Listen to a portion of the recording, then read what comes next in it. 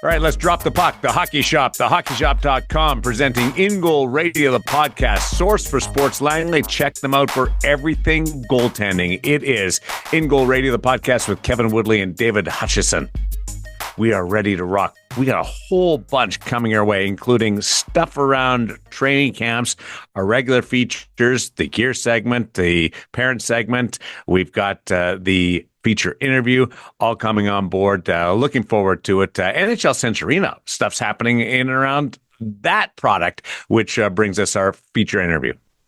Big time, Darren, Woody. You're going to want to get your headsets out and give it a go. And everybody else who listens to the show, who's already purchased NHL Sense Arena, you are going to want to get your headset on today, because NHL Sense Arena 25 is now out, and it's one of the biggest updates they've ever done. And as always, if you're already a subscriber, it's downloaded and available automatically, just like all the updates that are included with Sense Arena all the time. That's one of the things I've said before I love about it. They're always working on Sense Arena. This time, they've got this new system, Experience Points. Also some in-app guidance for your training to add a whole new dimension to your training this time. Now, every time you do a drill or play a game or whatever, you get experience points that you can earn. They've added daily, weekly, and monthly challenges, and those are all designed to target specific skills and keep you engaged all season long. So, Mom, Dad, you're buying NHL Sense Arena for your goaltender. You know that they've built in these things to make sure they keep taking advantage of that investment you're making. You get to progress through 100 different levels, from NHL Prospect all the way up to NHL Legend. You unlock all sorts of cool trophies, badges, and stuff to mark your achievements along the way. And now they've got this cool trophy room you can walk into, and you can see all those awards that you've earned by training so hard with Sense Arena. Their latest training in-app guidance system also provides different tasks that you can use to help with your development. And again, you get cool rewards there that you can put into your trophy room. So just love all the stuff that they're doing all the time in Sense Arena. We know with all the goaltenders that we have on the show here and talk to them, like Joey Decord, that it is one of the best tools you can use off the ice for your training. So head over to sensearena.com today and use the code IGM50, and you will save even more. IGM50. All right. Just writing that down. I actually don't need it. I just like to take notes during the course of the podcast. If we want to flip back to something, I'm prepared. I'm educated. I'm ready to go. Hey, Woody. You're a great student. What's happening over in your end of the world? I hear you're breaking some news. We had the Thatcher Demko injury update. Thatcher updated the media at training camp, and as part of that update revealed that it was a muscle issue, not a sort of joint ligament type issue in his knee that was causing all the issues and a fair degree of uncertainty. And since then, we have discovered that it is the, now get your WebMD out, Darren. It's the, I got my pen ready again, popliteus muscle, a small muscle behind the back of the knee. So this is, as Demko told the media last week on the first day of training camp, and by the way, went out of his way rather than letting the team announce it. He wanted to get in front of the media and explain everything to him. Forthcoming, open, admittedly frustrated at times by the injury and the uncertainty that surrounds it, but has had a real breakthrough in the last 2 or 3 weeks. And so a lot of the consternation that the Canucks brass were feeling in the summer when he had to shut it down for a month seems to have been alleviated, despite the signing we'll talk about in a minute of Kevin Lankinen. But this is a weird one. As he said, they were unable to find any other hockey player or goalie who has ever had it. This muscle is basically responsible for unlocking the knee from a straight position into a bent position. And the one sort of downside, because if you think about it, I was like, oh, like that seems huge. And I guess it is huge if you're in a straight-legged position, which I don't know how often we get straight-legged as goaltenders, other than maybe resting. But also sort of helps sort of rotate the knee joint a little bit to protect some of the meniscus when you're moving. So how much that affects him as a goaltender going down, clearly enough that he couldn't skate or do his normal training for a month this season. I think the rarity of it, the uncertainty of it, the fact it took so long to sort of figure out what exactly it was has contributed to a lot of that sort of consternation here locally. But it really does sound like he's pardon the pun, but unlocked a lot of things in the last 2 or 3 weeks. And I saw some video from him at camp this week, and he looked like he was flying out there. So hopefully a sign of good things to come. We've now got a name on it. Don't know that it matters. There's still uncertainty because it is such a rare injury, but he seems to be feeling better. So I hope that's a positive, because I love watching this guy play goal. The spelling is Popliteus. I've never heard of it, but it comes up as a small but important muscle in the knee. And then you obviously explained in detail the specifics of it. A small but important muscle, and we've never heard of this injury. It just shows you how rare this whole journey is for Thatcher Demko. And for the Canucks, right? Like, I talked to a couple of people that have been doing this with NHL athletes for 25 to 30 years, and they've just never seen it. So what that means is there's not a lot of protocol in terms of how you rehab it, what the chances of recurrence are. I mean, at the nth degree of it, if you pull it off the bone, you have to reattach it surgically. But the fact he did have a surgery this summer, he admitted, but it had nothing to do with this. Hopefully that means it's just a tear that will eventually heal on its own. The timeline, when you look this up, is a very precise 3 to 16 weeks. I mean, I don't know of anything that 3 to 16. Hold on, 3 to 16. So I don't know that anything screams uncertainty about an injury like a timeline that is as broad as 3 to 16 weeks. That's somewhere between the beginning of the regular season and Christmas. Well, but don't forget the injury was sustained in the playoffs. So 3 weeks to 4 months, it'll be fixed in there. So again, you can understand, especially when he had to shut things down for a month this summer and rest it, some of the consternation that that has followed in this market. We're used to your insight and your expertise on InGoal Radio, the podcast, and InGoal Mag, but this is taking it to a new level when you get into your other duties that you perform in the world of hockey. So breaking the news on the specifics of the situation for Thatcher Demko is significant for you. This also follows the Kevin Lankinen signing. Were those two connected, the Popliteus and the Kevin Lankinen acquisition? You're just going to have to say that one more time for me, Darren. I enjoy Popliteus. Attaboy. Popliteus. There we go. Popliteus. I think it's Litius, but okay. Popliteus. Popliteus is going with easier my to say. anatomy class in university. I just watched some video on the internet, man, so I could pretend to be a doctor. You'd be naive to think it's not intertwined a little bit, Darren. The depth chart here obviously contains Artur Shilovs and friend of yours and InGoal from his time down in Vegas, Yuri Patera, but there's not a lot of NHL games between those guys. So I think it does two things.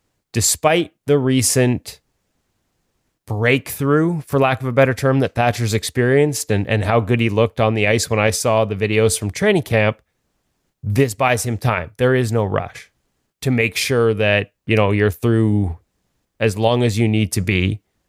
And then it buys you a little NHL insurance in case some of that uncertainty leads to a reoccurrence at any point during the season, whether you got to shut him down for a little bit or whether it's more extreme than that. There was not a lot of NHL experience on the depth chart.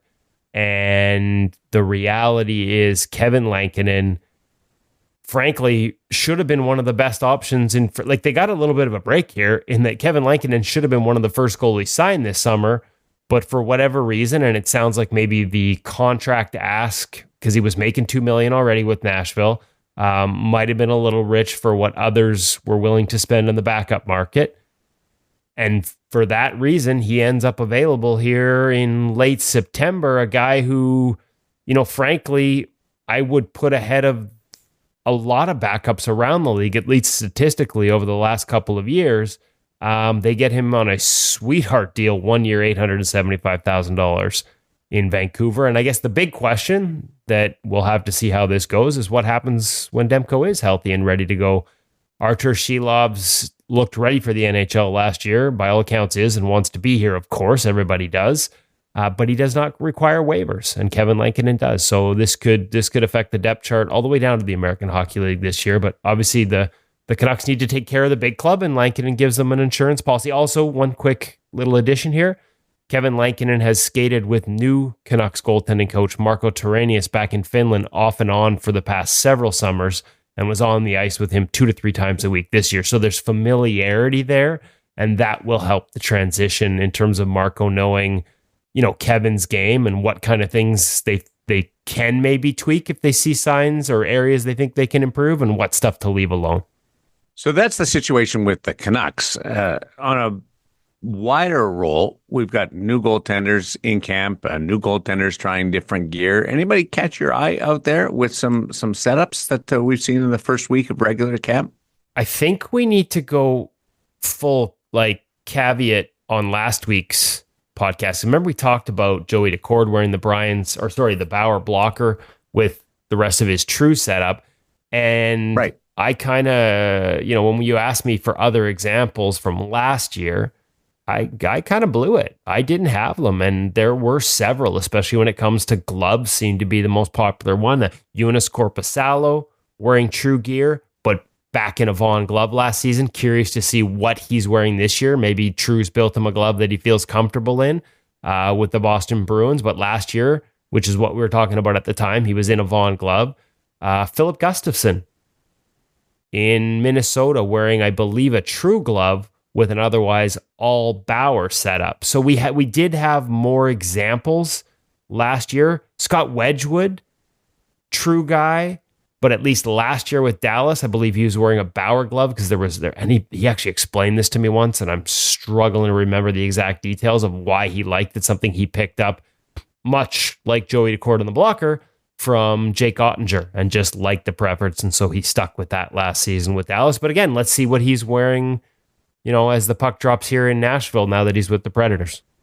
When you look at setups, we got a Brian's sighting with Aiden Hill in Vegas. I don't know whether he stays in that or not. I got to get some more details on it. He was wearing true up until the start of training camp. Then the Brian's gear arrived, and that's what he's used primarily in camp.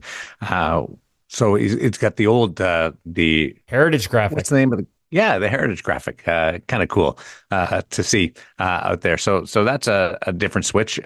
Amazing how guys just take it right out of the shipping container, the box, and put it on in pretty pivotal situations. Carl Limbaum did that in rookie camp. He got the new CCM gear and put it right into rookie camp and wore it twice before playing in a game. Aiden Hill right into training camp. I think that's a new trend. I just think, and it kind of evolved with how the gear used to be much more sort of handmade, for lack of a better term. I mean, it still is. There's still people stitching it all together. But when you were stuffing pads with, horsehair and other materials or foam chips versus now them coming in a solid piece, I just think, I remember Luongo, he went from, as Reebok went into the P4 generation, he went from being a guy who used to have to break in gear to a guy who could just take it out of the box and wear it. And I think increasingly you're seeing that around the league. Not everyone. There's still going to be guys that feel, especially gloves, they need to break it in for a longer period of time. But more and more, I think it's not so much a mindset. Maybe it is a bit of a mindset with the kids, but more so, I think it's just the gear. Once you get your specs dialed in, it sort of shows up ready and set to basically play and perform how you like it. But the change in manufacturer takes it to another level too. That's a big one. Gloves, pads. So you're telling me that he at rookie camp that was his first time in the CCM? Sorry, Limbaum was CCM. He wore CCM before. I was more talking the Aiden Hill thing, wearing that in camp. Right. He had been training in Brian's in the summer. We saw videos of him in Calgary training in a set of Brian's, just not the set that ultimately arrived. There you go. Yeah. Okay. Same one. So there's some backstory that I did not know, because I saw him in true when he was in Vegas. Right before, during the captain skates. And I know you say it's more common now, which you're quite right about, Woody, but I can remember you sharing that, wasn't it J.S. Jaguar who used to take a pair of pads out of the box and put them on for that night? But maybe that's partly because he also loved his gear really stiff, and maybe there's a trend towards stiffer gear. That's the Limbaum explanation. He loves new gear, loves it as stiff as possible. Yeah, so... Well, and I think, like I said, different thing for what we like. Like if you look at Jaguar when he broke into the league and the type of pad he was wearing to when he ultimately transitioned into that more sort of preformed, pre-curved, solid pieces. Like they one to another, the Reebok stuff he wore towards the end, like one set to the other was so similar. There wasn't a lot of change in it. Back in the day, we used to back the pickup truck over our pads to soften them up. So I was just going to say, I talked to Freddie Brathwaite. He said he'd wear his gear for a month in practice before he'd use it in a game. Well, yeah, I'm more amazed by guys who can put a glove on and just use it. Because for me, that's where the feel is. But. Yeah, for me, it doesn't. Especially shooting, right? Or handling the puck. I was going to say, for me, it doesn't matter because it's like having a second blocker on anyways. There's a situation that involves personnel with the Philadelphia Flyers. Alexei Kolasov is the name. You know what I want to say is Kovalev when I talk about it. That jumps in my head. He terrorized goaltenders. He didn't stop pucks. He wants to play in the NHL, and he's going to have this standoff with the Philadelphia Flyers. It's similar to the Askarov, whichever way you line up on that pronunciation with Nashville. Guys want to play in the NHL right now. It's not just limited to forwards, but we've got a couple of high-profile ones with netminders right now with guys that, if they sign, they're going to play in the National Hockey League or they're not going to go down that path. It's interesting, and Kolasov is especially interesting because the Flyers have basically said honor the contract. I believe was the comment from Danny Briere in the contract. Yeah, he has a contract, right? The contract is a two-way deal, which means you can go to the American League without having to clear waivers at this stage of his career as a 22-year-old. But interestingly enough, as they draw that line in the sand, the other goaltender who appears set to be on their roster and much older, a lot more experienced at 27 after, 5-6 more seasons in the KHL. But the big 6'7" Ivan Fedotov came over from Russia last year, went straight into the NHL, played 3 games, and by all accounts is going to be on their NHL roster this year. So in some way, I fully understand the Flyers stance and like, hey, you're a younger prospect. Your contract is two-way. We can send you the minors, deal with it. And yet they also just basically handed a spot to a free agent. And so he could have picked, but Ivan Fedotov skates right into the NHL out of Russia, and Kolasov won't have that option. It becomes I'm not saying anyone's right or wrong here. It's just really interesting to sort of see that juxtaposition. My worry is that it filters down to junior hockey, to minor hockey, where people start demanding that they have to play. Like everything eventually gets down to the more basic levels. Yeah, I kind of think it's actually partly coming in the other direction. We've had conversations with coaches that actually say the same thing in terms of technique, that a lot of the stuff kids are learning finds its way up to the NHL. And in this case, I think that's probably the case. Hockey has become so competitive in terms of finding players, even at the minor hockey levels. There's such a diversity of opportunities now, and much of it being business-based, that teams are committing to players at very young ages, well before tryouts happen. And much like we see in the National Hockey League, that musical chairs situation for goaltenders in free agency, where if you don't grab your seat quickly, you might find yourself without a seat. At the minor hockey levels, we see exactly the same thing. Experienced it with my kid, where he was offered a couple of opportunities with academy teams. We needed to wait one day for a bit of information before we could make a commitment, and came back the day later and the spots were gone. They're businesses. They need to fill those seats. If they wait till tryout time, I used to always think all these academy teams would be, the ultimate meritocracy, because you can come from anywhere and they just build their team at tryouts, but not the case. They need to sell seats in their program because it's a business. And so kids are getting committed to it younger and younger ages. And then you hit the junior hockey levels. There's many leagues, many opportunities. If kids don't necessarily like exactly the opportunity given them, if they're good enough and they can actually demand that, then maybe they won't sign with a particular team in junior hockey or a particular junior league. So I think that is starting to filter up. And then, of course, we see in a lot of other professional sports, players maybe taking more of a stand than they're able to in hockey. bit more of a traditional sport. So I think things maybe are evolving. I'm a little bit with Woody and Briere in this case. If you've signed a contract, I think you should probably honor it. You knew what you were doing going in. But if you're a free agent and you are lucky enough to have options, I mean, don't we see it every year where certain players come out of college, sign that free agent deal, and teams agree to burn a year of their contract by letting them play a game? Not exactly the same thing as guaranteeing where you're going to play. But if you have leverage, then it's a business. The teams use their leverage. Why shouldn't the players? I'm worried about this matriculating all the way up to beer league. At some point, somebody's just going to come for my job, and being able to say that, hey guys, I have the cooler is not going to be enough to keep me in the lineup. I was just going to say, I thought that's what you did, was you were the guy with the cooler. That was the plan, but like pretty soon somebody's going to be able to say like, hey, listen, goalie doesn't have to. Like, I mean, these are the lengths I've gone to keep myself on the team, Hutch. So I'm a little worried about these demands. All I want to do is be able to play. Cooler guy and beer guy is a thing. Being invited and being part of the skate. That's a real thing. Nobody's firing the beer guy.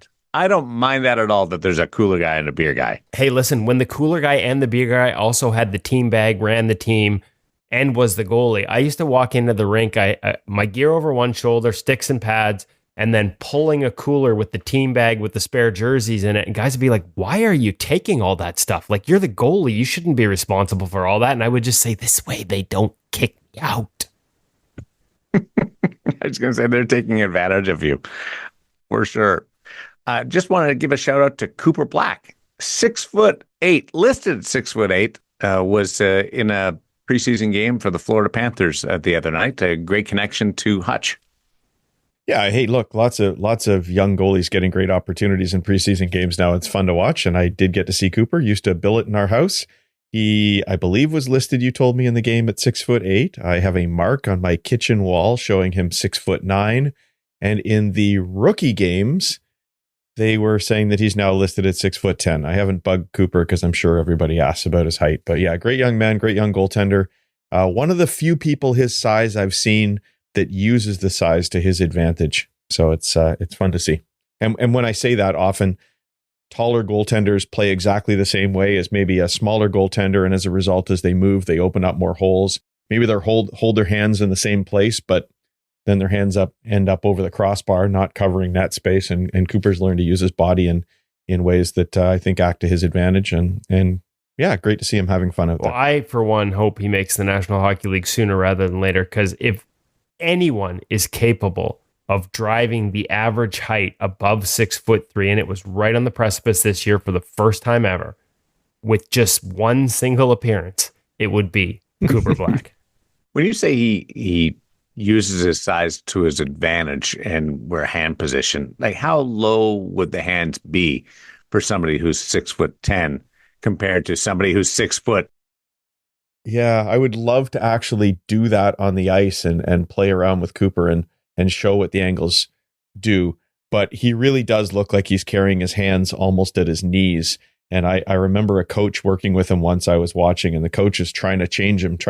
And Cooper's like, sure, I'll hold my hands where you want, but if I hold them up at the same level as you would, they're literally above the crossbar. So that's just one small example I noticed in his game, that compared to his time at Dartmouth in the NCAA to now, the Florida coaches have obviously done a great job of reeling him in quite a bit. So he does play quite a bit deeper than he was in college. And of course, when you're that size, why not play a little bit deeper? I would say around the knees. I just looked up some images of it, and I think you're right on, Hutch. Like, he's kind of got them just right around the knees. Would he be the tallest goaltender to appear in a game if he plays a National Hockey League game? If they list him at 6'10", depends how they record him. Wasn't Ben Bishop at 6'8" listed? Believe so. And so if they list him at 6'8", then no. But if they are a little bit more honest with at least my measurements, then he would be the tallest. Cool stuff. Ahead of the curve here on InGoal Radio, the podcast. Let's get over to the gear segment, brought to you by The Hockey Shop, thehockeyshop.com, source for sports Langley. Things happening as we roll through September. Yeah, all kinds of things happening. We're going to have another segment this week dedicated to that second price point. Obviously, last week we talked about the new Bauer MV Pro glove, which gave you a custom graphic option in a different break in a second price point. And I think this is the time of year where you get a lot of goalies that are maybe moved to a different team, know where they're going to be, know what their colors are.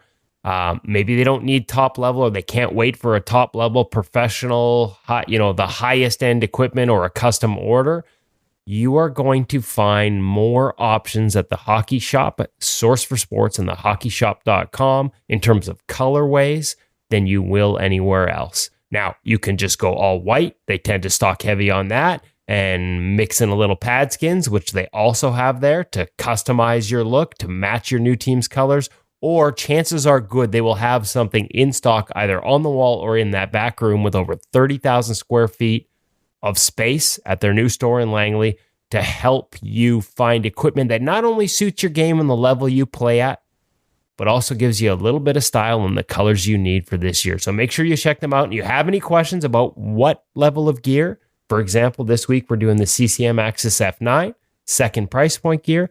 Is that good enough for me when I play at this level?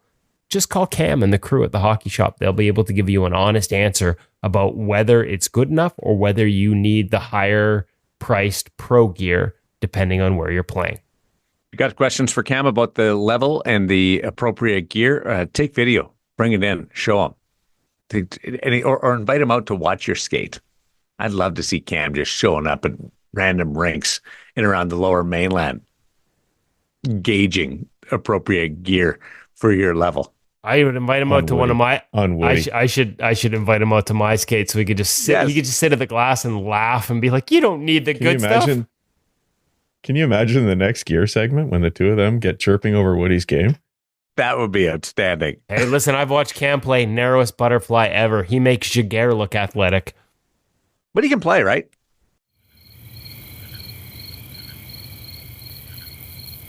There's nothing wrong with his game. Real big pauses there. No. This is the world's first silent chirp.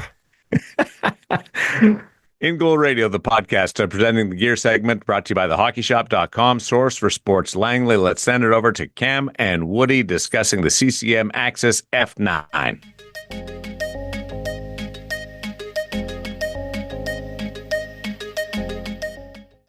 Welcome back to the Hockey Shop, source for sports, Goalie Utopia, CCM AXIS F9, second price point pad, which means about half the price of the top level with a ton of pro features, including some that are exclusive to Source for Sports. Exclusive to Source for Sports. We're going to get into it. Cam. Yes.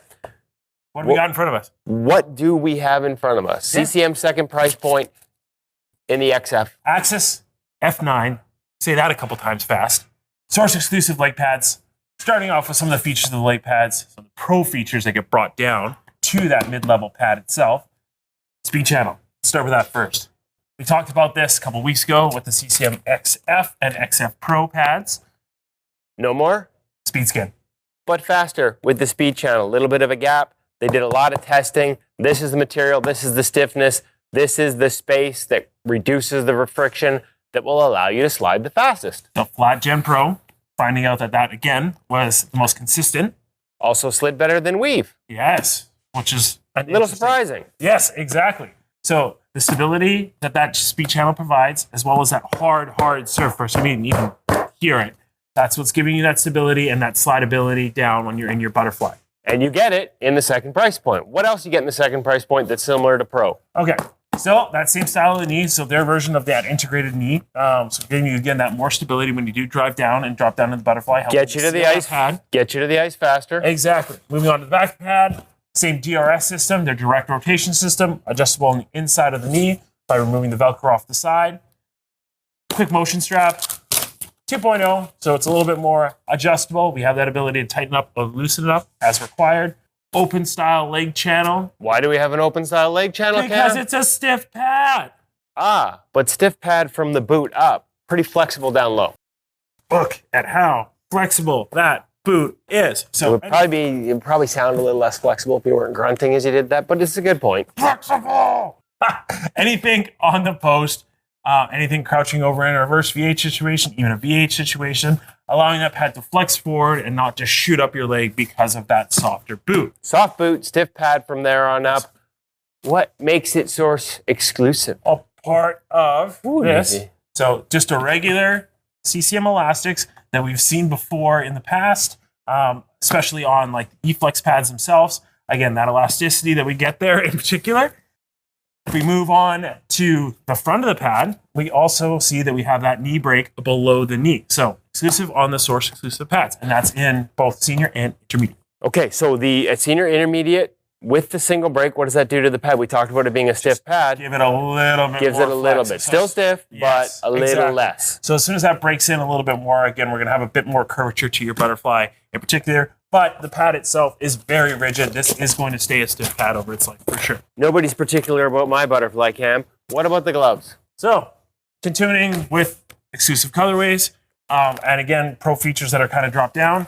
You still get that hex grip palm that you see in that pro blocker. No D3O in the finger, so that's going to be something that you do see a little bit different. Interestingly enough, though, no D3O, but they've put a layer of foam padding around the Source index exclusive. finger. Source exclusive. So we do have, again, a little bit of impact foam around the finger to kind of give you a little bit more of that pro feel in the blocker. Stock inline blocker, no padding. Cam's favorite blocker, by the way. He told us in our AXIS XF review. It was. Again, the way the rebounds pop out of it, and that does translate down to the mid-range series. It's not going to be as much because, again, they're using a different core to that blocker itself.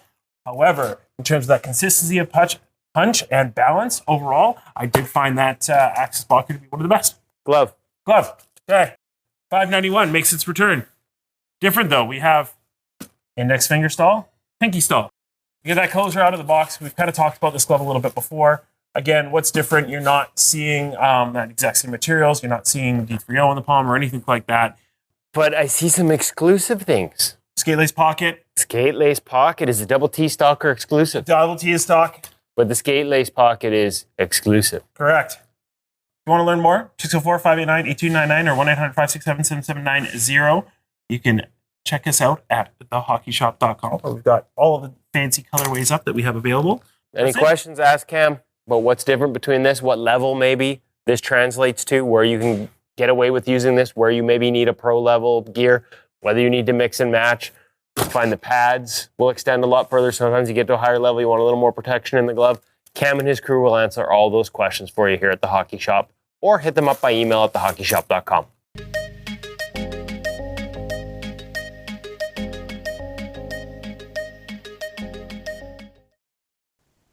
Stuff that just makes me giddy is when I hear Source exclusive version. When you guys throw that out there, that just gets me going. That's an exciting thing because, and Cam is on that Source buying group. So when they pick exclusive items, they're things that goalies not only are just going to want, because you have to be cognizant of that, but things that goalies will actually benefit from having. I would love a InGoal exclusive version. Wonder what we would put on that thing. 2 blockers. At least for me. I'm not speaking to your guys' abilities, but for me, that might be the thing. That might be the way to go. 90-degree pre-curve on the top so that you can close that butterfly even when your ankles are still touching. Oh, yeah. That's a good one. I'm surprised Cam hasn't come up with that as a Cam exclusive. Hey, when I was at the rookie tournament in LA, just popped in my head as we were discussing this. A lot of goalies using sticks with the trigger finger.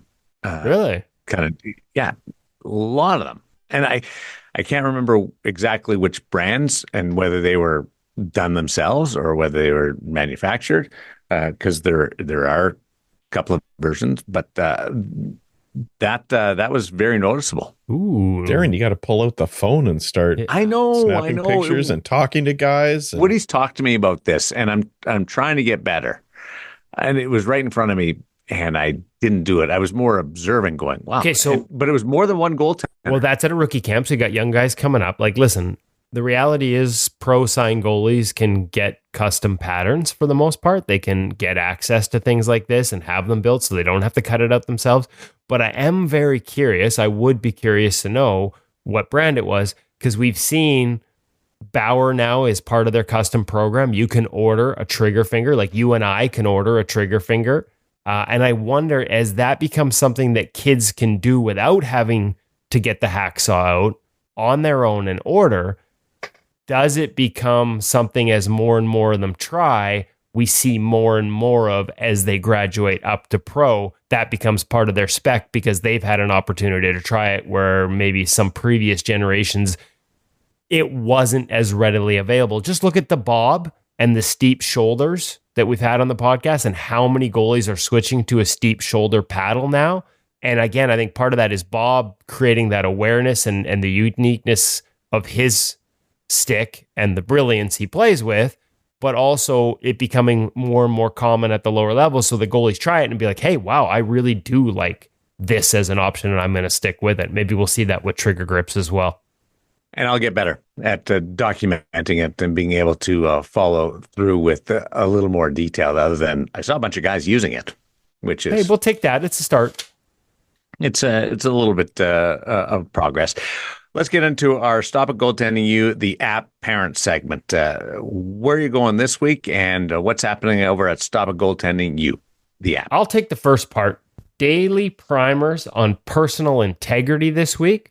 So 5 daily quick hits there on sort of, something that we probably don't talk about enough, although the parent segment's been good for that. Sort of what are your standards? What are your personal standards so that you make sure you have strong integrity as a goaltender?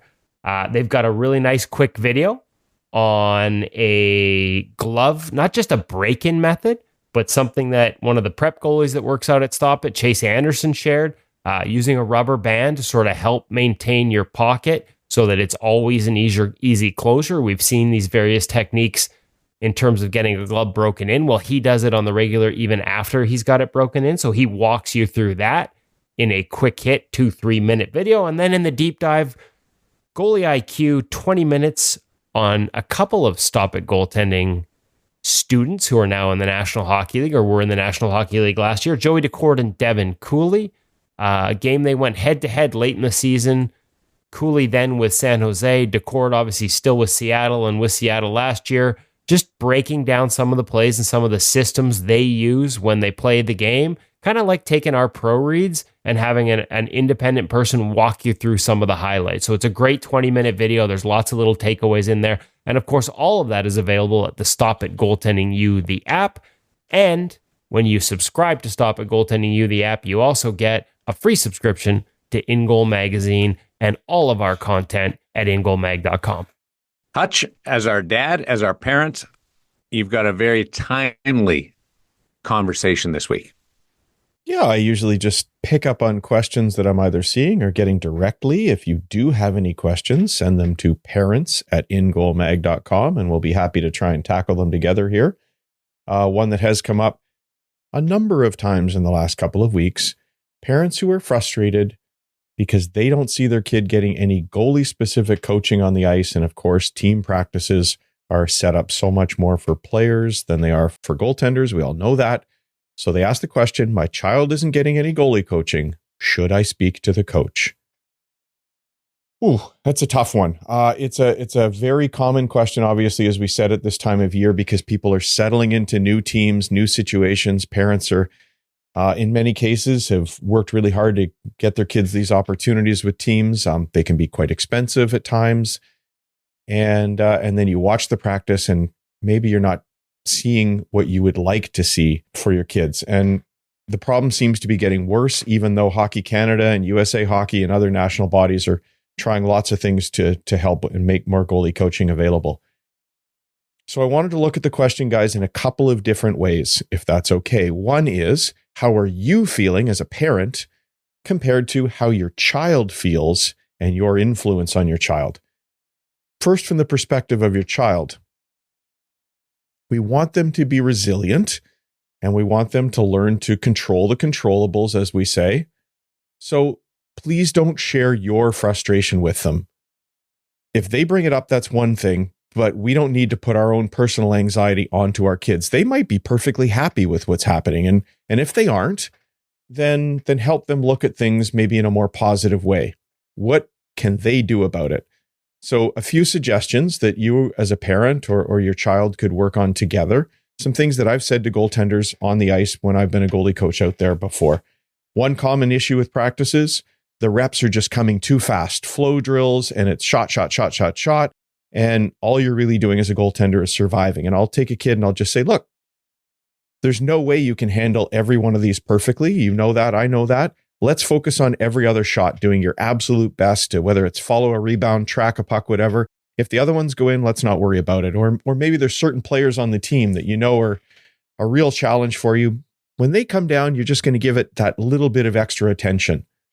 Treat things in practice as much game-like as you can. So even if the coach isn't asking you to, follow every rebound if you can. Cover pucks even if they aren't coming in to jam that puck in underneath you. There's a lot of drills that start with a pass where you know it's going from a pass to a shooter who will then take a shot. And you'll see a lot of goalies kind of cheat that and just wait with the shooter. And sometimes that is survival because they're coming so quickly. But if you can, follow that pass out. Treat it as a game as best you can, and that will help you become a better goaltender. Come up with some movement drills that your child can do on the ice before practice. Other kids are typically skating around, just sort of goofing around for the first 5 or 10 minutes of practice. Encourage your child to just pick a little area over on the side and work through some of the skating drills, perhaps that you've seen at InGoalMag.com. There's some great ones with Dustin Wolf, Devin Levi, Kristen Campbell, just to name a few. If they just picked one of those little drills and used them before practice, they will become a better goaltender. Don't tell them to go and complain to their coach, but you could give them a little guidance, and maybe they make a suggestion to the coach at the right time. Like, hey, coach, do you think on that drill, instead of all the players just shooting and peeling into the corner, could you ask them to follow their rebounds and try and jam them home? It's going to keep me more honest, and it's probably what you want them to do in a game, right? That's not threatening. It's just a little suggestion, a little request to the coach to make it better for you. And the coach will look like a genius. Yeah, exactly. I'm a big believer, guys, in finding ways to accept the things that upset other people, that happen to just be part of the game. And finding a way to make it a strength gives you a huge advantage over all the people out there who are frustrated. And that's sort of what I'm encouraging that your goaltenders do in this case. Now, from a parent perspective and the more specific question that was asked, here's what I would say if somebody asked me, and they do. First, be very careful about talking to coaches. In my career, my son's career, if we can put that in quotes, I can only recall doing this once. And while it's true that my son was always lucky enough to have a goalie coach with him and his head coaches were super receptive to ideas, I promise you all that there have been days, even entire weeks, that I've been sitting around upset with how things were happening out there on the ice for my kid. But I held them in. I know it will probably do more harm than good. And teaching my kid resilience is important. And frankly, there might not be anything the coach can do if you do go and talk to them. So, you know that old 24-hour rule where you don't talk to the coach about what happened in a game until at least 24 hours if you're feeling a bit upset? I think as goalie parents, that goes double, and it applies to practices as well, where we can often get even more upset. So take some time, cool down, reflect. The second piece of that would be, can you be part of the solution? The ideas I mentioned for your child should come first. See what they can do. See how that goes. But maybe you could take the Hockey Canada course and learn how to become a goaltending coach and offer to help out, especially if you're with one of those teams that don't have a lot of support. Recreational teams, house league teams, for sure don't have enough volunteer support in so many cases. You could offer to see if you can help out a little bit, and you can make a difference for your son, daughter, and the other goaltender on the ice as well. Now, especially if you're in a situation where you're on a team where you're paying a lot for your kid to be there, it's a league where parents reasonably go in expecting something more than you get in your local minor hockey organization, and there still isn't coaching. What do you do? In that case, I think it's fair to have a conversation, but could I encourage you to frame it positively and frame it as trying to help? So something along the lines of, hey, coach, I get this is probably just as frustrating for you because I know you want to help all the kids, but I see all the players getting great instruction on the ice, but it's mostly restricted to the forwards and the defense. Is there anything we can do to help get the goalies a bit of position-specific help? Is there any way I can help? I think if you put it that way, it's not an attack. It acknowledges as well that the coach may not be the issue. And in fact, they probably aren't. In one of those larger organizations, maybe the general manager's responsible for it. Maybe no budget has been given to the coach to hire some support. And yes, that's a problem, but it's not on the coach necessarily. And that opens it up to be a conversation. If you attack them and tell them how upset you are about the situation, they're just going to push back, and it's not going to help you. It's not going to help your kid, but make it a positive, gentle nudge. And you know what they say? Sometimes the sticky wheel really does get the grease. But please keep your frustrations to yourself at home. It's not going to help if you tell your child that you're upset that they're not getting goalie coaching, or ask them if they're upset that they're not getting goalie coaching. Just help them to be independent, help them to deal with the situation that they've been given. It won't be the last time it happens for them, and chances there's other goalies they're facing out there, despite what you might even be told, that are also in imperfect situations. And if your child can make the best of it, they get this huge advantage over the kids who do have a goalie coach on the ice with them a lot. After all, Woody, wasn't it Ian Clark who said, you have to be your own best goalie coach? It was. Woody nods. Yeah. So those are my thoughts. It's imperfect. I know often there's a whole lot of money involved and you get super frustrated, but I do think we need to frame things as positively as we can. If anybody's got specific questions or specific comments, do hit me up, parents@ingoalmag.com. Or if you've got a tough situation of your own, just want to chat it through, please send me a note and let me know. That part about not cheating on a drill or playing it like a game situation, that's a great thought on the passes. The pass happens every shot over, and you try and play it like it's a game situation. You're not just waiting for that shot to come over on the left. You're tracking the puck across. 100% working on your skating skills. Look, the tough part for kids is when those reps are coming so fast, it's really hard and exhausting to do that. When you're a goalie coach on the ice, you can give them permission to maybe dog it on every other one, or you can let the coach know that they're working on something specific here, and that means they won't make every save.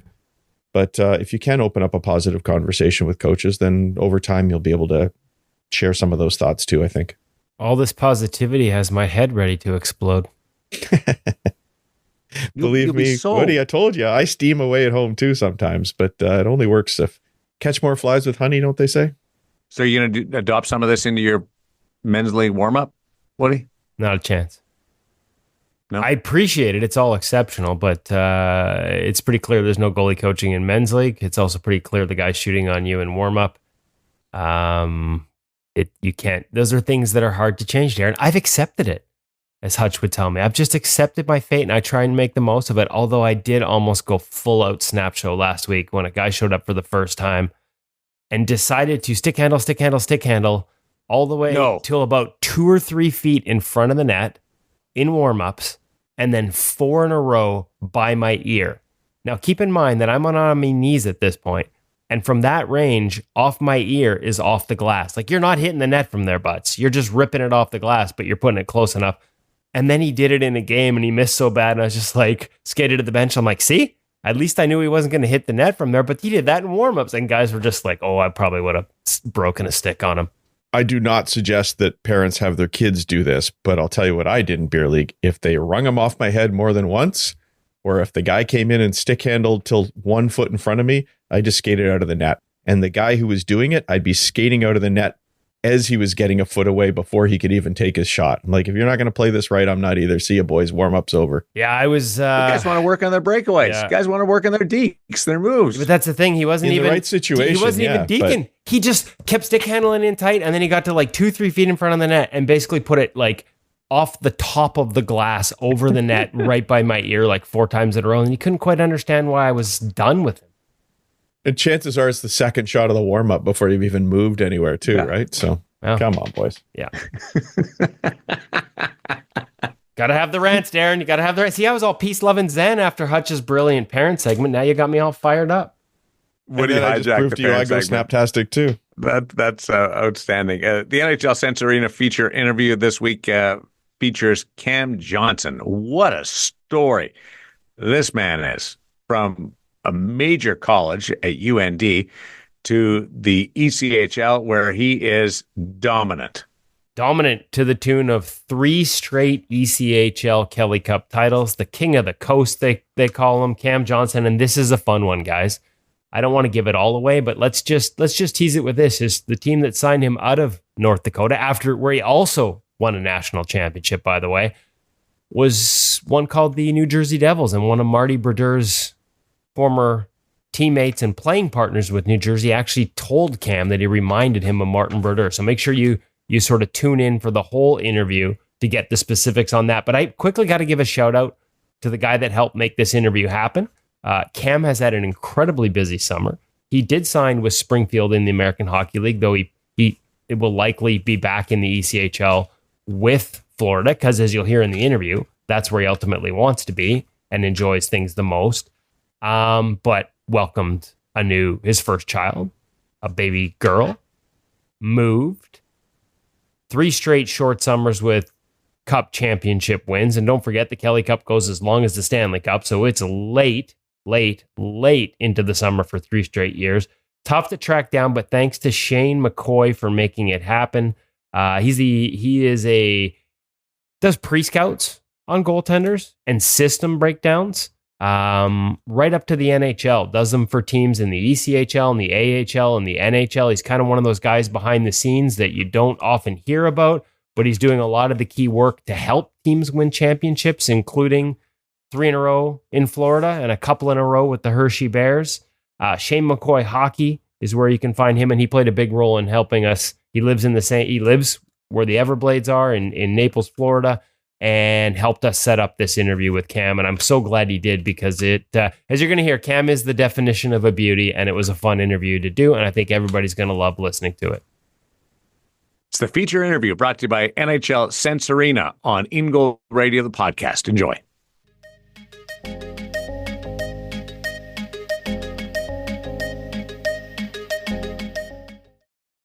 Really excited to welcome to the InGoal Radio podcast an overdue interview. Probably should have had him after the first Kelly Cup, maybe the second Kelly Cup, but how about we wait till the 3rd straight Kelly Cup ECHL championship, 2-time Kelly Cup MVP Cam Johnson. And not only did I wait too long in terms of should have had you on earlier because of all the success before, but then I just made it really messy because you're moving and you got a newborn in your life. First off, I don't know what to congratulate you on first. All the success on the ice or becoming a new dad. How you handling it? Yeah, thank you. I appreciate it. It's been awesome. Obviously a lot going on in my life, but it's all good things. And, you know, I've been telling everybody my number one thing on my bucket list has been to be a dad. So it's been rewarding. It's been really cool. I've been enjoying the journey.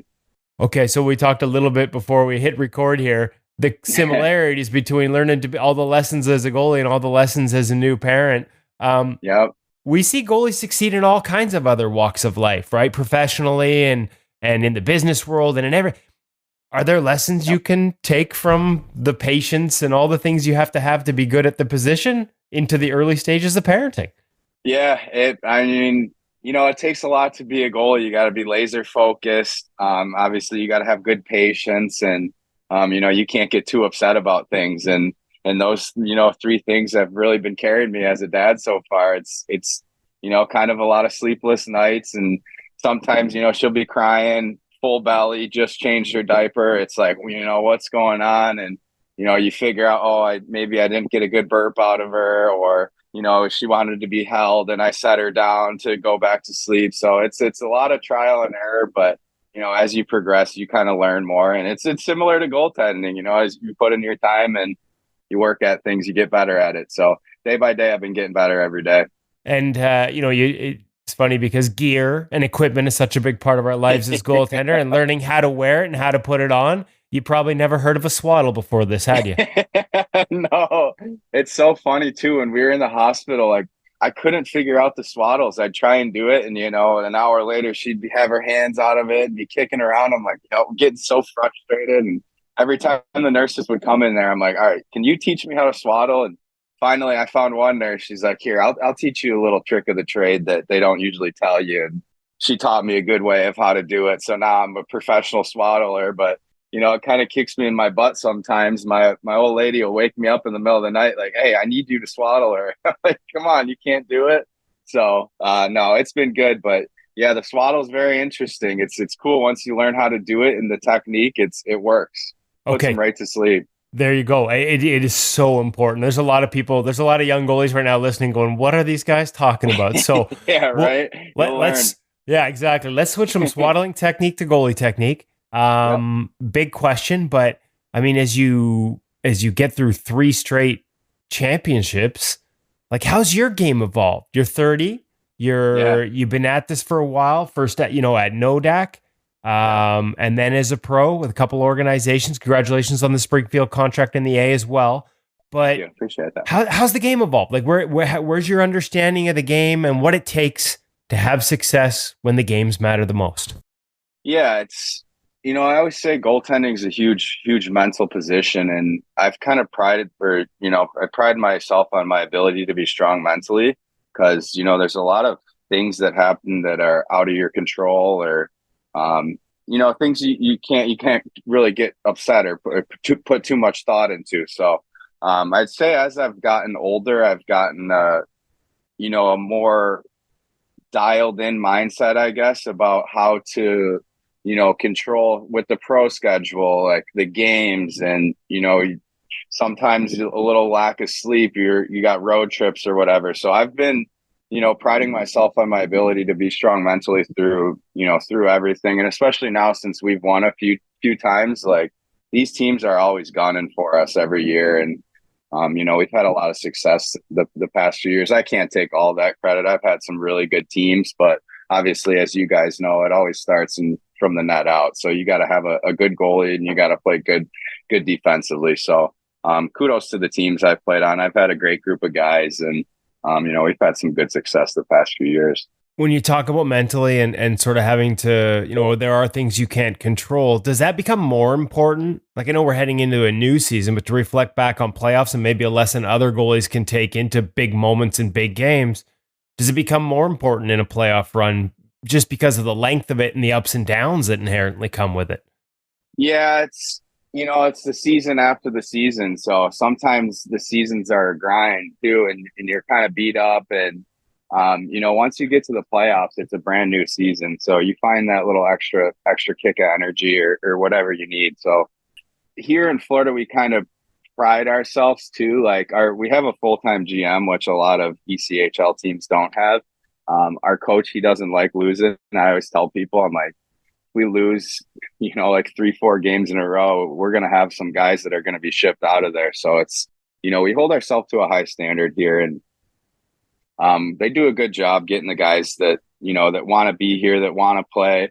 We always tell guys too, when they come in here, like, it's not a country club. You're not going to come down here and, just kind of golf and sail off into the sunset. Like, we still have a job to do. And, every year they do a good job putting some good guys on the ice and finding the balance that works.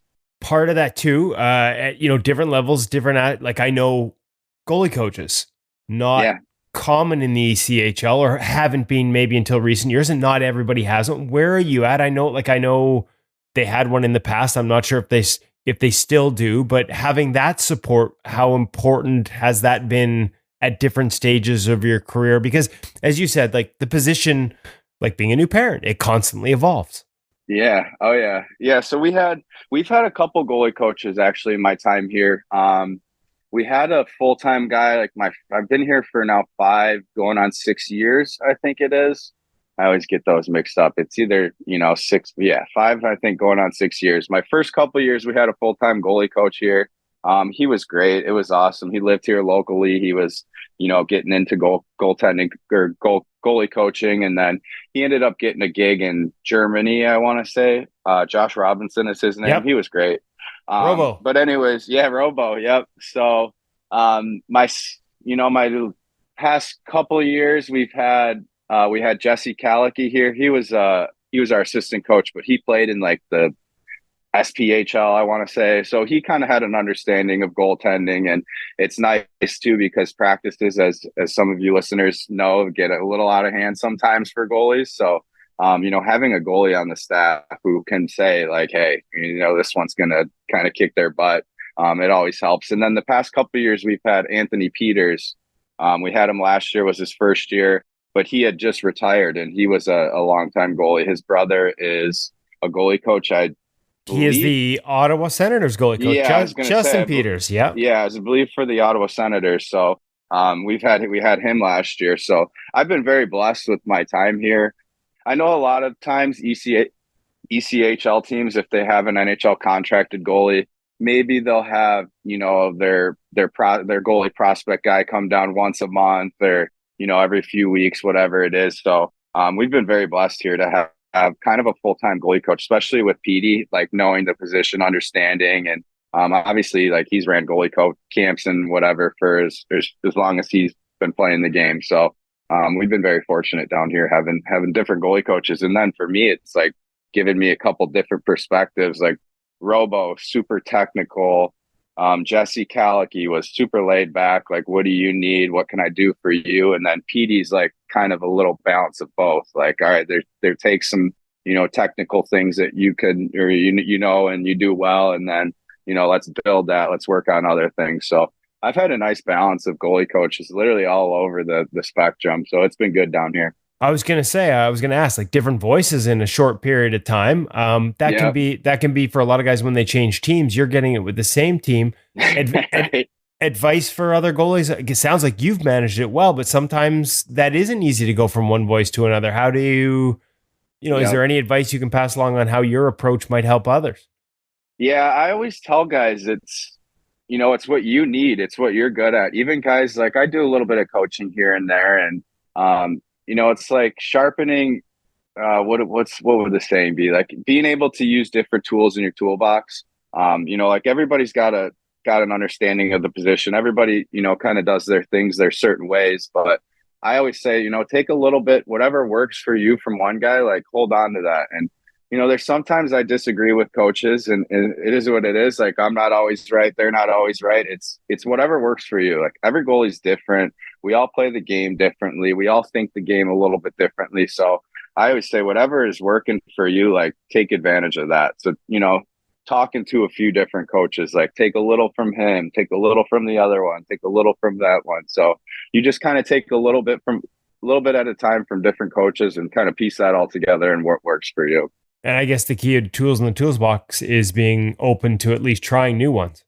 Yeah, 100%. Like I'll use an example. I was terrible at the RVH, and then I signed with Columbus my second year in Florida. It would have been the COVID year.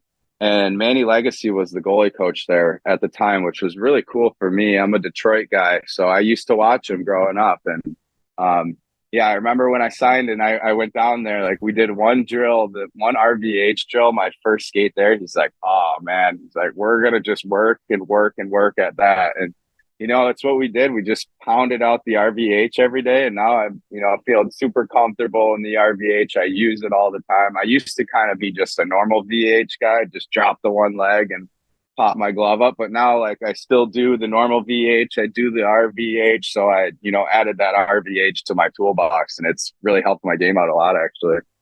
But pounding that every single day, it was like, and some days I'd be like, man, like, come on, my hips are hurting. I don't feel like doing this. It's hard. It's not, the drills we would do were tough. So it's like, I didn't enjoy doing it, but, I just fought through it and eventually got pretty good at it. No, you still mix it up still, like, and I was, wondering, because for a lot of guys, like younger guys, they come up and they've never seen a VH, right? Like we've had the point where it's all reverse. Right. You think there's a benefit to being able to throw some different looks out there?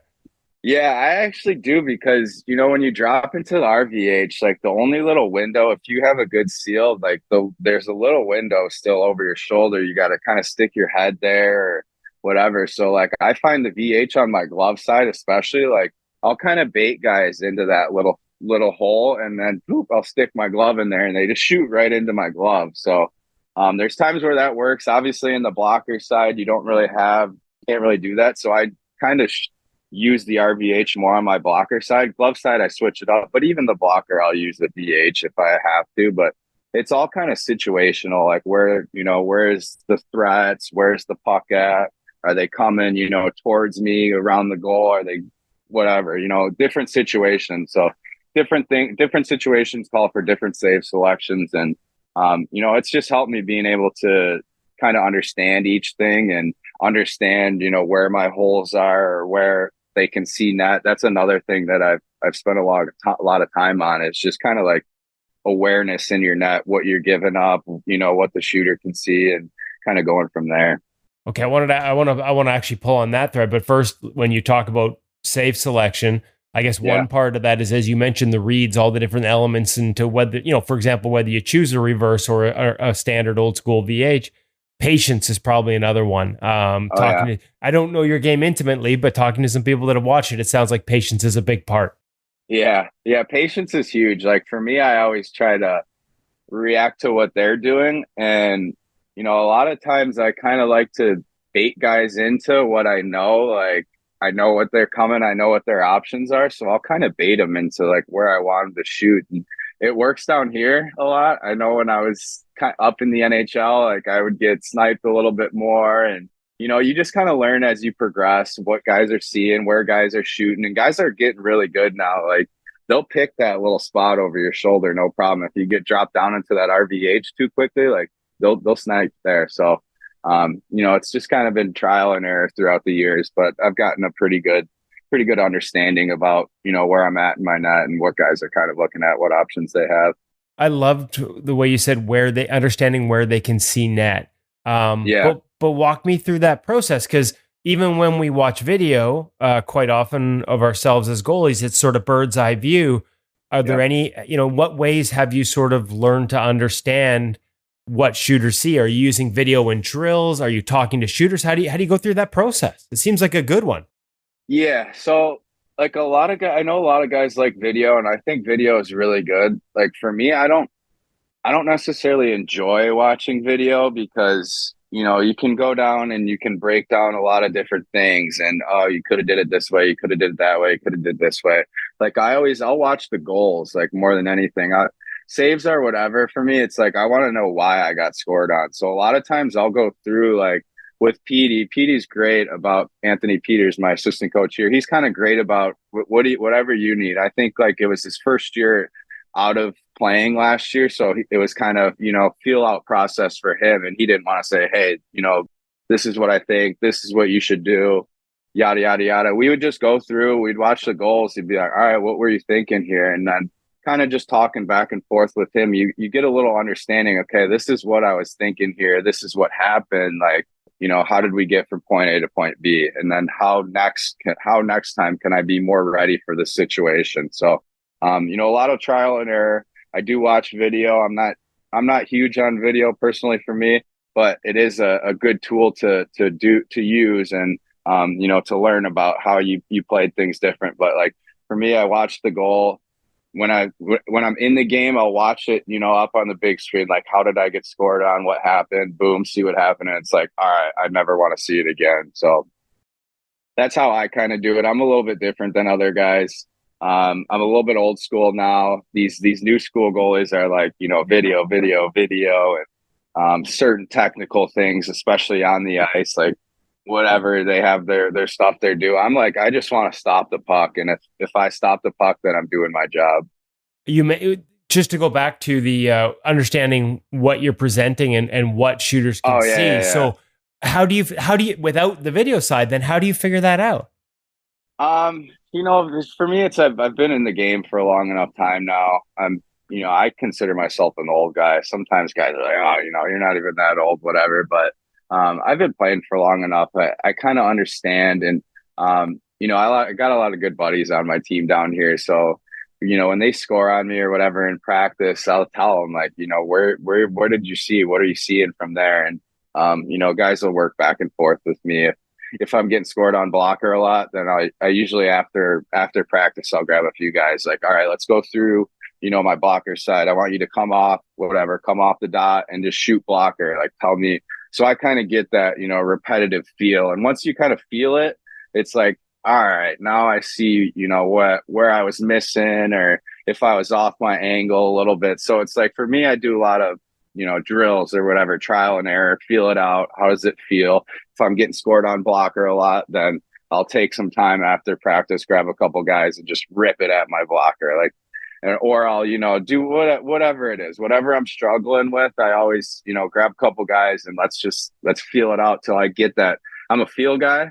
So like, once I feel that I got it, I'm like, all right, there it is. And, sometimes maybe I'll lose it a little bit, but it's like, once you get that feel back and like understanding, I'm like, all right, I got it. No one's scoring on me. I love the fact that you play off of your teammates in practice and have those conversations. Have they ever surprised you when they said, "Hey, like this is what I'm seeing," and you're like, "Man, like really? You're seeing like you had those Like, moments?" how do you see that? Yeah. Oh yeah, for sure. Like, I've had moments where getting scored on, and I'm like, how is that going in? Like, I feel like I'm there, and for me, it was like I wasn't lined up. Like the center of my body wasn't lined up with the puck. I was like kind of late a little bit, where I was be like lined up with like the outside foot. So it's like I don't understand how these are going in, and like video. So this is another where video is good. Like on the ice, watching practice, you can kind of see if you put the video on where they're shooting or whatever. It kind of gives you that little lane where you can see, okay, I see now there's that little opening outside, or low block or whatever it is. So video on the ice during practice helps, but just repetitive, doing things 100 times, then you kind of get that feel, and you get that understanding about where you are in the net, and what they're looking at. So will Anthony just have like an iPad out there sometimes that you guys can work off of? Yeah, he'll bring an iPad out there. Really, I gotta like he'll do it, but I'll tell him like, all right, let's work on blockers. So like, let's put the video over here so I can see when they're shooting, because a lot of times guys will have it like back, so you just can like see the whole flow of things. But I'm like, all right, let's put it specifically where like they're releasing the puck, so then I can see when I get there like what they're looking at. So puck perspective. Yeah, right behind the shoot. Puck. Yep, exactly. Puck perspective. Oh, I love that. I love that. And how tough is that now, by the way? Because it's crazy. Where you position yourself, you mentioned foot, you mentioned on the puck. Yep. Got guys with these drag and pull and even push out releases. Yep. How much harder is it getting? And have you found any tricks? I've had some guys talk about positioning himself between the puck and the foot as a middle ground for the guys that like to drag and shoot. Any tips, any advice for all the young goalies that are having to deal with all these damn shooters or getting better and better every year? Yeah, that's the hardest thing to save. And I always tell my shooters that too. I'm like, change the angle. When you're coming down on them, if you're just coming down and shooting, like I'll make that save 100 out of 100 times. Like if you come down, change your angle, even just like, a few inches, it makes all the difference. So that's a huge thing now, is these, toe pulls or shooting off 1 foot in stride, whatever.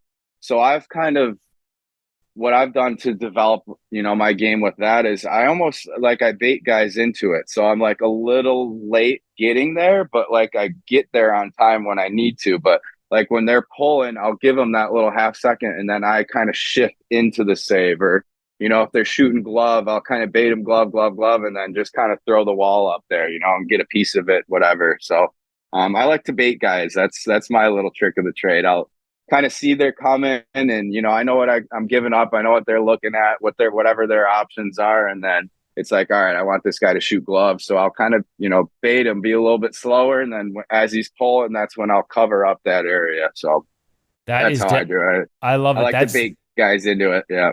Have you always done that? Is that like just something that became innate for you? I play with a guy who's a little older than me that played some pro overseas, and he's always telling me to bait guys, and I'm like, his name's Billy, and I'm like, Billy, I'm just trying to stay in the middle of the net, buddy. I'm barely keeping up as is, but to actually be one step ahead of them, it feels like it's a bit of a lost art. Yeah, it is. Actually, where I got it from was my first year in New Jersey. My goalie coach there was Scott Clemenson, and he used to tell me about Marty all the time. He would like compare me and Marty. I'm not saying I'm Marty, but like we both had pretty good footwork. Like that's what my game is. I got good footwork. I'm smooth in the net, whatever. But he would tell me about how like guys would be coming down, and he would just like kind of hold his glove back there, and he just bait guys into shooting where he was. So that's what I did a lot that year, was just kind of figure out how to push the shooters into shooting where I know that I can whatever get there or know what's going on. So I would say my first year pro with New Jersey, that's kind of where I was working on, all right, how do because I was coming from college too, and like college to pro, it's not a huge jump, but again, like as you progress, like it kind of weeds out the whatever guys that don't want it, or I don't want to say the worst, but the lesser players, but I mean it's a dog eat dog world. So as you move up in levels, guys get better and shooters get better and all that. So kind of my first year pro, I was like coming out way too far. So I, cut a lot out of my game coming out as far. I play a little bit deeper in the net, so it's a little bit easier getting side to side and whatnot. And just kind of forcing guys that shoot into areas that I know that I can cover, or I know that I have covered. I was going to say, as at each level, you'd have to adapt a little bit because you'll hit points where that little split second of giving them that, if you're a split second behind, it's too late. Yeah, exactly. Yeah, and that makes all the difference. It's literally a matter of a millisecond or a game of inches. If you miss 1 inch, then they score. If you get your arm up there, you get a piece of it. So it's literally a millisecond or a game of inches. Okay, so hold on here. Like Scott Clemenson, who played with Marty, and I've had the pleasure of getting to know over the years and a big fan of, tells you there's similarities. Like Marty, Brodeur, Hall of Fame, legend, like he's what's that spot in the States where you put all the presidents? Like he's on that, right? Like he's a Mount top four Rushmore. but he's a Mount Rushmore guy. See, brain fart, too many pucks in the head. So what's that like? What was your experience like there? And you're coming out of college and there are some adjustments there, and just walk me through that and walk me through a little bit of your game. And was there influence from a Marty when you talk about the skating and that being such a big part of how you played the game and how you had success? Yeah. So Marty, he used to compare us because I'm kind of an unorthodox goalie. I'm not, your butterfly, your stand up. I'm just kind of stop the puck and however, whatever means necessary. So, he used to use Marty as my comparison all the time. And yeah, he would talk to me about, because he played with Marty for I don't know how many years, but whatever. He was Marty's partner in the prime of his career. So he would tell me, he's like, I see so much of like him in you. So, we worked at a lot of things, and footwork being the big thing. Coming out of college, like my depths were kind of off a little bit. I was, coming out challenging a little bit too much, and then I was getting beat, whatever backdoor plays or whatever. I was kind of having a hard time getting there because it's, that much quicker in the professional level. So, worked at a lot of things with them. He didn't try to change up my game too much, but that year, it was kind of up and down for me. I was a lot of trial and error. I was trying out some new things, trying to play a little bit deeper. And then I was kind of getting picked a little bit because I wasn't used to, playing as deep. But, you just learn and you put in the work, obviously, and you feel more comfortable as you go. But, spent a lot of time on like my depth perceptions and, getting to the post and sealing the post. I was kind of having trouble sometimes sealing the post too, like, getting that little gap of your foot and your whatever, your skate and your pad, that little gap. I was kind of struggling there. So, just worked on a lot of little things, kind of fine tuned my game to be at the professional level. It's a little bit different than college. College is, you play half as many games and you kind of go into the weekend prepping the whole week for the team that you're playing, where pro, it's like, you're in one city one night, you're in a different city the next night, and, travel and whatever. It's just an adjustment. It's a different game. It's a little bit more fast paced. And college, it's actually every game carries so much weight. So it's like every game is like game 7, where pro, it's like, in the dog days, sometimes like the guys just won't have it. And, we get beat like 5-1, 6-1, whatever. And I'd go and watch video with Clemmer. That's what I would call him. But, there'd be some times where I'd let in like 5 goals and he'd be like, you know what, you played a great game. And I'm just like, what? And coming from North Dakota, where it was like, if I let in more than 2 goals in a night, then it was like a bad night. 3 goals was like, all right, well, what's going on. So I kind of had to get used to like getting scored on, which sounds weird, but like goals happen. And I used to get so pissed off and I would get mad in games, and then I'd just be like, I'd get scored on in the second period. I'd still be thinking about the goal that I let in the first. So, for me, I had to learn like forgive and forget, like, it went in, whatever it is, what it is, and kind of just keep chugging along. So, that year I kind of worked on a lot of just stuff to sharpen my game at the pro level. I was fortunate enough too. I got a call up to the big club, the New Jersey Devils. I spent, I want to say like a month and a half there. I didn't get any games, which is a bummer, but I was working with Rolly Melanson, I believe was his name at the time, was the goalie coach there. And Keith Kincaid was my partner. He was great too. He was pretty similar to me, kind of an unorthodox guy. So, it was cool spending time with him every day. But just worked on a lot of different things to kind of get, upbeat in the pro aspect. It kind of took me a little bit of time that year to get used to it, but no, once I started getting more comfortable with, a little bit deeper depths and just coverage in the net, certain situations, we worked on a lot of stuff that year. So really just like fine tuning my game. I was going to say, that's a lot. Like, that's a lot. You come from Nodak, you won a national championship there. Yeah. And you, like you said, like, you've had all this playoff success and everything's like a game 7 there. You have all week to prepare and you also, I would imagine, as a guy that reads the game so well, you built sort of mental books on what to expect, used whether it was through video or experience. Yep. Now all of a sudden you're in the pros. Everything's different. Everybody's new. You haven't seen half these shooters and they change every second night.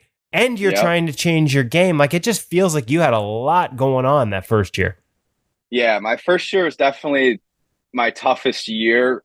I spent most of the year in Binghamton. We're Binghamton, New York. It was, cold. Enough said. I've heard stories about bingo. I've had guys. I know some pros that retired rather than going to bingo. Oh yeah, it wasn't great. And one thing that was an eye opener for me was like having beers after games, and just kind of, it's just so much different than college was. But no, it was good in a sense for my development that I learned so much that year. It was a tough year. Like, my stats, they weren't great. My team wasn't that great. We finished like bottom of the league, maybe like bottom 3 in the league. But, I was getting a ton of shots every night. I was spending time, obviously, with Clemenson. He was with us full time. So I got to work with him every day. So, a lot to learn that year. It was a tough year, but he was great. Like I said, we'd watch video. I'd get scored on 5 times and he'd be like, "You played a great game." So it's like, all right, kind of figuring it out. Like, it's tough, but no, it was great year for learning lessons. Tough year for sure, but I always say you gotta go through the crap to make the good times feel so good. So kind of had to put my work in that year.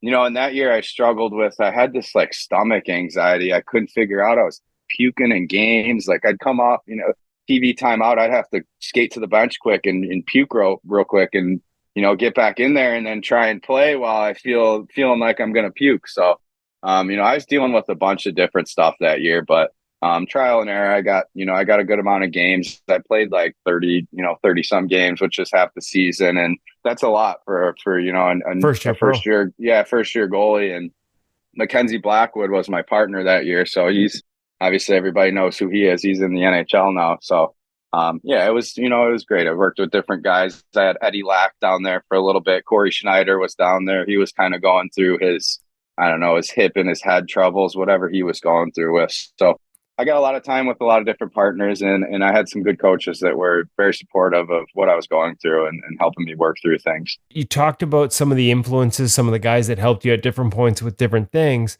Yep. I'm just curious, early influences, because like you said, you've got a bit of an old school approach to you, and obviously a lot of skill to have all the success you're having. Where how'd you get started, and what were the early influences sort of helped mold a young Cam Johnson to what we see today? Yeah, it's like, I tell a lot of guys this. I played AA hockey basically my whole life until I was a senior in high school. That's when I made the jump to AAA. So it's like a lot of kids nowadays, they think like, oh, you got to play AAA. Like, you really don't. Everybody has their own path. And I always tell people, if you're good, they're going to find you. So, I became a goalie because I wasn't scared of the puck. I remember when I started playing, everybody's got to take a turn in goal. And my team would always want to stick me in there when we were playing the good teams. I'm like, I want to go out there and score goals. But no, I fell in love with it. I love being able to design your own gear and, design your helmet, whatever. And I was never scared of the puck. So I ended up becoming a goalie. Like, growing up, I didn't really have any goalie coaching. Once I got to high school, I had a coach whose son played goalie. So he would come out on the ice with us, maybe once a week and just kind of do some goalie stuff. So that was about the extent of my goalie training before really till juniors is when I started working with the goalie coach. So just kind of figuring it out by myself. I always knew I was pretty good. I never really knew how good I was until I started to progress. That's when it started becoming real to me. Like, all right, maybe you can do something with this. So I won a national championship my junior year, just at the AA level. But again, it was, a really cool accomplishment. And then from there, our team kind of split up. So I was actually almost going to go play high school hockey, and I got an opportunity to skate with Little Caesars, which is a AAA team out of Detroit. Yep. So I went and, skated with them throughout the summer, and then they called me at the end of the summer and offered me a position. So that's when I was kind of like, oh, all right, like, let's do this. And then,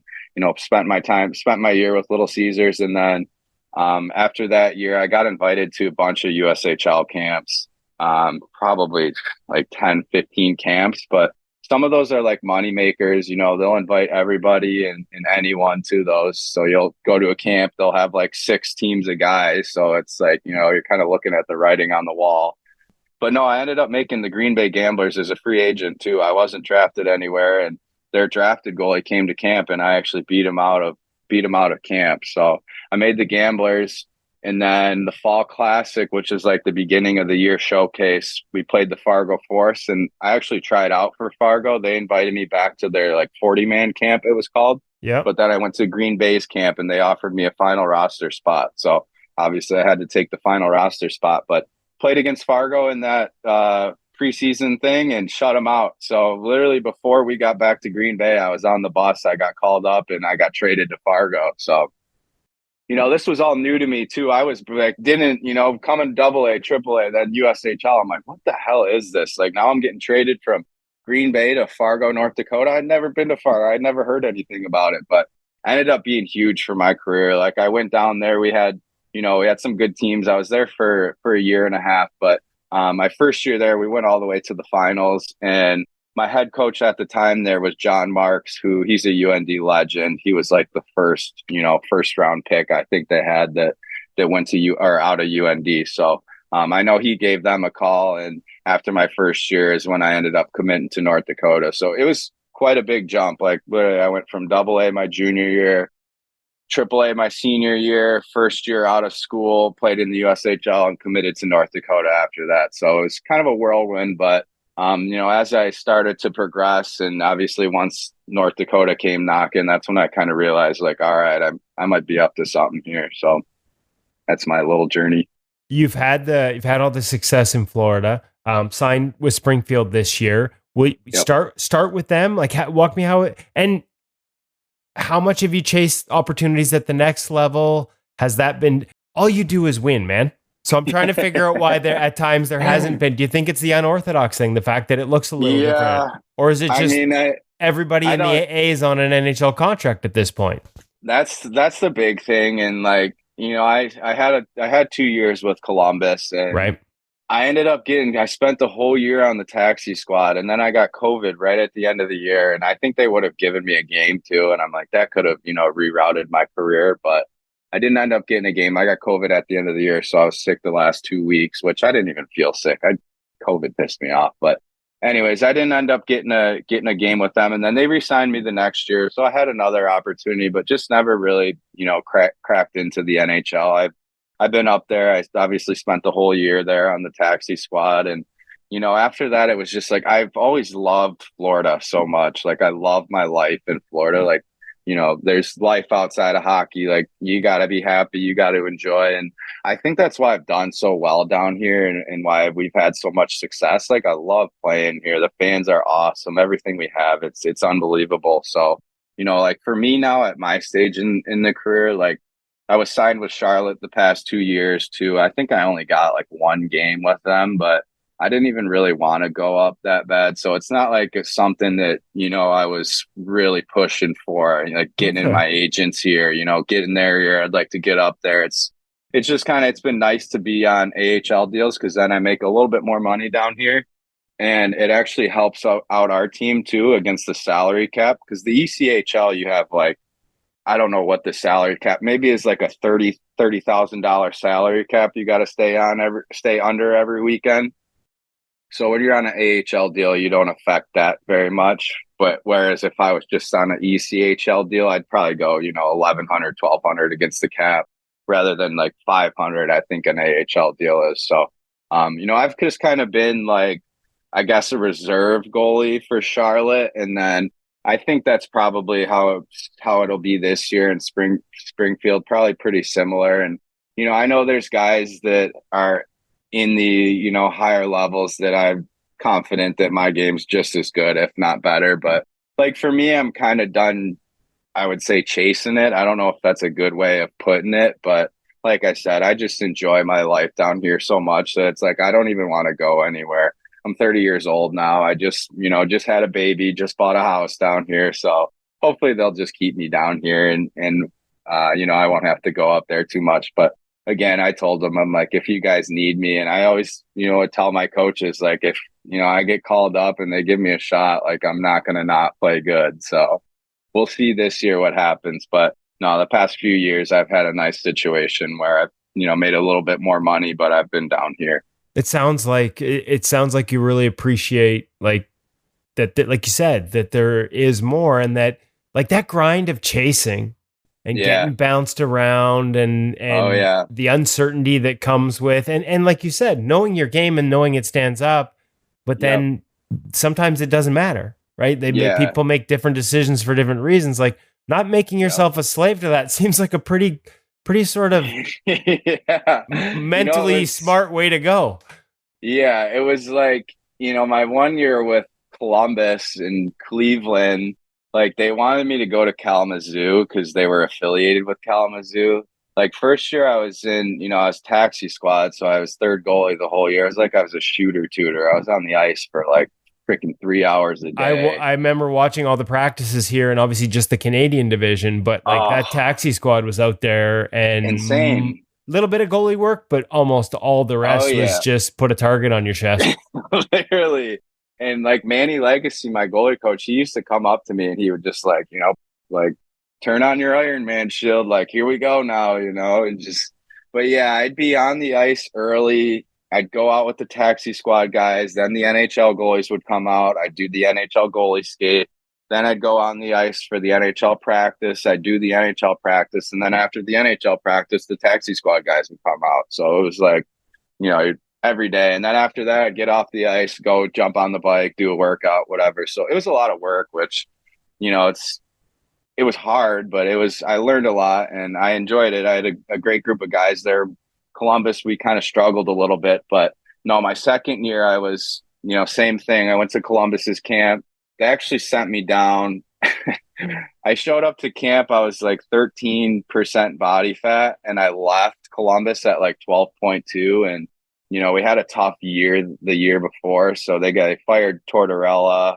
They had a new guy taking over, whatever. So they just kind of made an example out of me. Like you came in, you came into camp in worse shape than when you left last year. Well, we hadn't even skated on the ice. So it was like, I don't know how they could say that, whatever. But so they ended up sending me down like right away. I didn't even participate in training camp. So that kind of stunk. But then I went to Cleveland after that. They're like, go home for, the week and a half, couple weeks, whatever, get in better shape. So went home, got in way better shape, like cut out all the gluten, was gluten free, like all this stuff. I lost like, 10, 15 pounds in like 2 weeks, which is like unheard of. But yeah, went to Cleveland in better shape and they ended up signing another guy like, 3-4 days after they kicked me out of camp. So it was like, for me, that was kind of like the last of it. Like, all right, I'm freaking done with this crap. But that year I was, that was in Cleveland and then they wanted to send me down to Kalamazoo, but the way that it worked, Florida had my rights. So it was like my decision. So when they said that, I was like, oh, yeah, no, I'm sorry, guys. Like, I'm going to head back to Florida. So whatever, however that ended up working out, I went out to Florida and then they called me up to Cleveland. Like, I think I was up and down like 10 times that year, which is, 20 flights. So it's like, I'd be up, they tell me I'd be there for a week, I'd stay for a month. They tell me I'd be there for a month, I'd stay for a week. So, the one time I flew up there, I didn't even have like a winter coat. I didn't have anything warm. And then I was there for a month. So thankfully I'm from Michigan. My mom was able to bring me down some warm clothes because I would have froze to death there in Cleveland. Being in Florida, it's beautiful here year round. But That year, it's a grind if you're chasing like that. It's a grind. Yeah. Exactly. And it gets old. And it was like, for me, it was like, I don't know. I've been up to the NHL. I see how it is. Like I see, where I'm at and compared to where other guys are. Like it's the best league on earth. So for me, like it really built my confidence that like, okay, you freaking got it. Like you've been up there. So I just kind of got sick of the up and down and That's fair. the unknown, not really knowing. And then I'd get a call one day, like a couple times I'd be, plan to start in Florida that night. And I get called like while I'm going to take my pregame nap, like, hey, we need to fly you out here tonight. Like, oh my God. So I have to pack up my stuff and fly out that night. But yeah, I just got, kind of got sick of the up and down. And that's when I was like, you know what? I'm not going to stop chasing it. Obviously, I always have NHL aspirations, but like for me, it's like I consider Florida my home. I love it here. I think it's awesome. So like I'm happy down here, and I'm happy with how my career has gone. Where I can hang my hat on that at the end of the day. Well, I mean, you could hang 3 hats, one on each of your ECHL championships, Yeah. 3 Kelly Cups, my friend. Right. I'm not done yet either. I'm not done yet. I've been telling my coach, I'm like, all right, I want to go 6 in a row and then I'll call it after that. So I still got 3 more to go.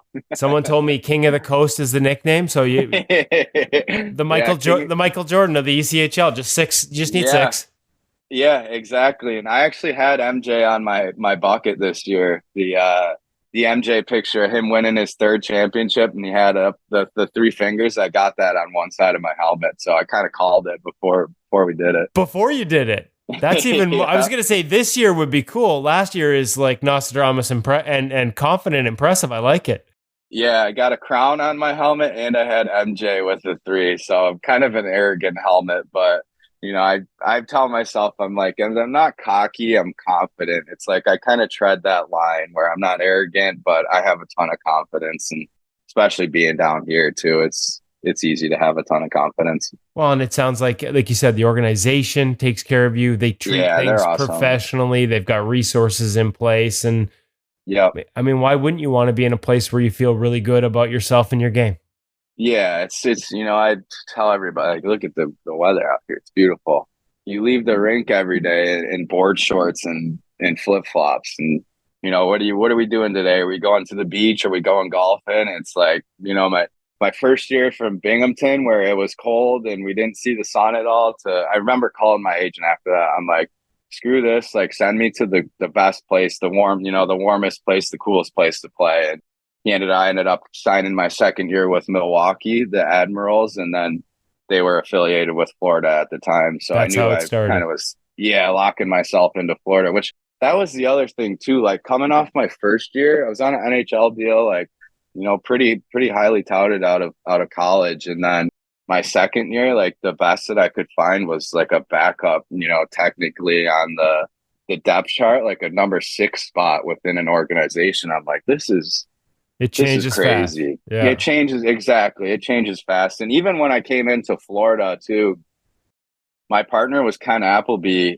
my first year here, who he's had some stints in the NHL, and last year when yeah, exactly. And when he was here too, I remember in New Jersey, like it was funny. I was the goalie that came in to replace him in New Jersey. They ended up, not re-signing him, and they signed me.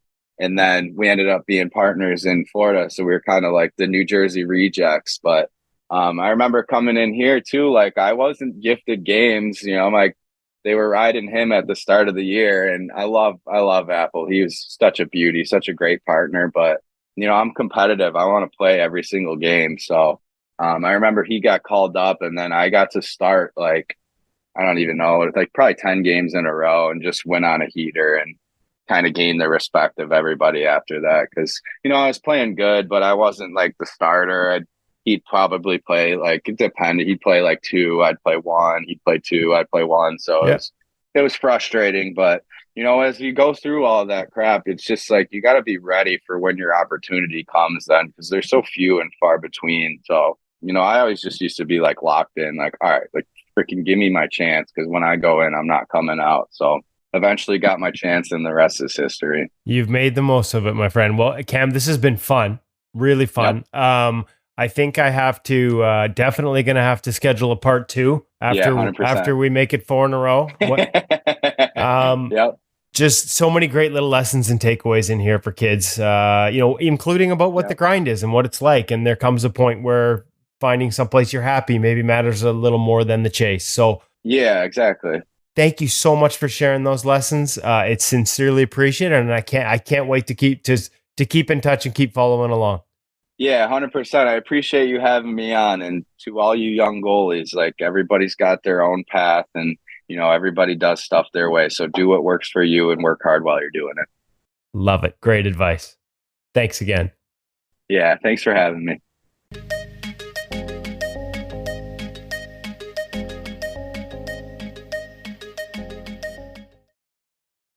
Do yourself a favor and just do a quick search on Cam Johnson. There's some great pictures out there, and you see right away the similarity or reference point to Marty Berger in a couple of those pictures. Yeah, it's he plays the game a different. Not hard to make that leap. Yeah, no, and so interesting to see that somebody who played with Marty did so as well. And obviously, there's a ton of talent there, right? You don't win 3 straight titles without it. And he just seems to be one of those guys that when the chips are down, because they were this year, like Florida didn't march right through to that. And as he said, they've always got a target on with 3 straight titles. He just really rallied and was exceptional for them. So in addition to the 3 straight titles, 2 of them were as the playoff MVP. So hell of a job for him. And obviously, as he said towards the end of the interview there, just really enjoying, he just likes his life there. And at the age of 30, he's just, he's not interested in chasing it so much all around the league. He's quite content with where he is, and that's where he plays his best. You know what they say? It's home is where the heart is. It's where he's happiest, and when you're happiest, you play your bestest. I give him credit for that because it's rare that you don't have that same person walking around complaining to the world that they're not getting the look for good reason, like really good reason. If you're that successful, but to be content and be a great team person, a great player for your coach. Awesome. And not a bad part of the world to settle down on the west coast of Florida either. Hurricanes being the one cautionary tale. Yeah. But they go through. They do. You know what you're getting there. Like it's not like it's new, but it doesn't make it any easier when it's gusting so much and raining sideways and coming down in barrels. Anything happening over at InGoal that we should be aware of? New article from Kristen Campbell, another quick pro drill on rotation from the knees that's up there. We had our Joey Decord, little toe-up glove action from the Winter Classic, Darren, that you and I got to witness firsthand. He did a pro... Oh, that was a classic. Yeah, pro read based on that. And more of the same coming this week. Some more pro drills, some more pro reads. Oh, you know what? We probably should have had this earlier on. Folks, make sure you check out the post we have on October Saves. We've partnered with them, and we would like to encourage, and next week's podcast will go heavy on this, we would really like to encourage goalie schools. We're issuing a bit of a challenge here, and we will be doing on our social media channels in the very near future. Goalie schools, get in on the team competitions. You can win a fireside chat with Mitch Korn. It doesn't just have to be associations and individual teams that are part of the team challenge with October Saves to help raise money in the fight against cancer. Goalie schools, we really want you to form a team, get all your goalies involved, help spread the word, help the fundraising, get people to donate on a per save basis to what all those pucks you're going to stop in October. And you can win tons of great prizes while doing it all for a good cause. And this year, if you sign up, you will get a complimentary 1-week subscription to InGoal Magazine. If you have never subscribed before, you can check it out for the first time. Did I say 1 week? 1 month? I think it's a month, Woody. Subscription to InGoal Magazine. We're way more generous than that. Well, I thought maybe I was being cheap and forgot about it. 1 month subscription to InGoal Magazine. So you can check it out. And then if you decide to subscribe, and hey, why wouldn't you? It's the best resource in the world for goaltenders. You get credit for half of that subscription. We're going to donate it to October Saves this month. Well done. Educating and raising awareness and just being great to the world of goaltending and teaching us along the way. Popliteus. Popliteus. Right? It's going to be our new sign-off. It is. I'm getting a t-shirt done. Popliteus. Take care of yours. In Goal Radio, the podcast presented by The Hockey Shop, thehockeyshop.com, source for sports Langley. If you haven't Googled it, look it up. Popliteus. We'll talk to you next week.